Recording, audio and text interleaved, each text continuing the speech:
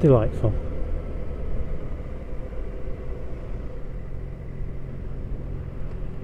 Absolutely hate it when people spit. Just walking along the road, coughing up half a lung and spitting it out on the road. Why do people do that? There's an FRO in here, isn't there? Good afternoon, everybody. Car biker here. Just, I'm going to do an FRO just because of what I've just seen. So that guy walking down the pavement just decided to disperse everything from his mouth onto the pavement in a lovely globule of sputum. I absolutely hate that. Why do I just everything about it. This is not going to be coherent at all. Everything about it. You've decided you don't want that in you, so you're going to share it with the shoes of the nation. What is wrong with you?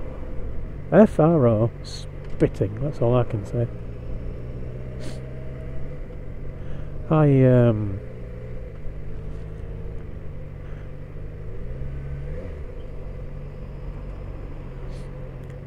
I try to live by the, I suppose what you call the categorical imperative. I don't know if you've heard of that one.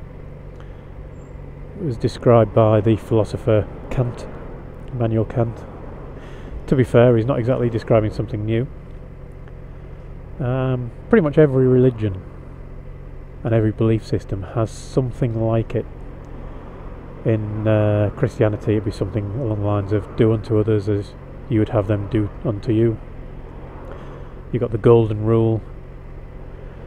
And it's basically the idea that you should behave how you want other people to behave. You shouldn't do things to other people that you wouldn't want them to do to you.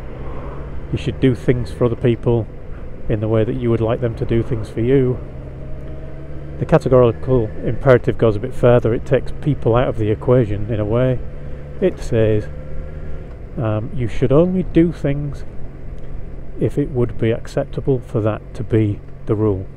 So you should only if you're happy, if it would be logical and sensible for the thing that you are doing for everyone to do it all the time, then that will be okay. If it's not, then you shouldn't do it. So it's not necessarily that you're doing things to other people, just that you're doing things at all. So every belief system has a way of saying it. The non-belief systems have a way of saying it through Kant and various other people who describe it. And I think it can be applied to spitting quite well. So, should we, according to the categorical imperative, should we spit in the street? So you've got to think, what would happen if everybody did it? Now if everybody did it, if we just walked along spitting constantly, what an unpleasant world that would be. We'd probably spend half our time slipping in other people's spit, falling and landing in other people's spit. It's just everything about it is horrible, and I don't understand why it happens. When I was a youth, when I was a child, if someone was caught spitting, now they were in trouble. They would have been at school or whatever. They'd be spanked, a good and proper one. Of course, we don't do that kind of thing anymore. But you would have certainly known that you weren't supposed to do it. Now it seems that it's just commonplace. You walk down any high street and there's big globules everywhere, and you watch sports players, footballists and what have you, spitting away. I mean, I just don't understand that one at all. You're going to spit like mad all over your football pitch and empty your nose and all that kind of thing, and then you're going to do sliding tackles through it. Ho! Lovely. But anyway, there's my FRO for today. Fluff right off. Spitting. And I'll take one thing out of that one actually. I can't remember what the book was. Very common book that I used to read 30 years ago at school. And there's a character in it called Spit. That was his nickname. It wasn't Spit the dog. If you can remember the name of the book, tell me. because I can't remember, and it'll annoy me.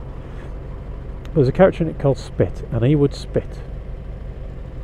And that type of spitting that he did, I think, is possibly acceptable, although best done into a hanky or a tissue rather than onto the street.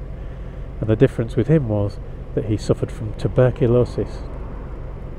So if you've got TB, or if you've got some other lung disease that forces you to empty the contents of your lungs and your nose and what have you, then fair play to you, you're going to need to spit.